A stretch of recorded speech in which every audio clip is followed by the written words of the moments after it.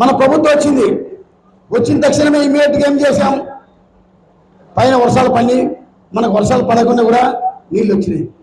Actual ఆనవాయితీ ఎట్టుందంటే first Brahmasagar ఇన్ని సంవత్సరాలు ఫస్ట్ బ్రహ్మసాగర్ నిండాల, బ్రహ్మసాగర్ నిండిన తర్వాత ఆ తర్వాత చెరువులని నింపాలా అనేది ఉండేది వాళ్ళకు.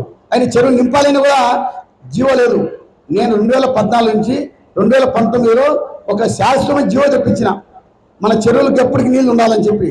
ఆ జీవో ఆధారంగా నేను ఇమ్మీడియట్గా బ్రహ్మసాగర్ పోకుండా కూడా ఫస్ట్ మైదుకూరు నియోజకవర్గ ప్రజలకు కావాలి నీళ్ళు అని చెప్పి, ఈ చెరువులు నింపితే గ్రౌండ్ వాటర్ పెడితే ప్రజలు బాగుపడతారని చెప్పి ఇమ్మీడియట్గా నీళ్లు రిలీజ్ చేయడం జరిగింది. రిలీజ్ చేసినాక మాకు పైనుంచి సెక్రటరీకి ఫోన్ చేశారు, ఫస్ట్ బ్రహ్మసాగర్ నింపాలి కదా, ఫస్ట్ చెరువుల కింద నింపుతారు అని. నేను చెప్పిన, అయ్యా బ్రహ్మసాగర్ కింద ఉన్నటువంటి ప్రజలు ఎంతమంది ఉండరు, ఓన్లీ 10-15,000 20,000 ప్రజలు ఉండరు. నాకు 2 లక్షల మంది ఈ మైదుకూరు నియోజకవర్గం చుట్టుపక్కల ఉండరు.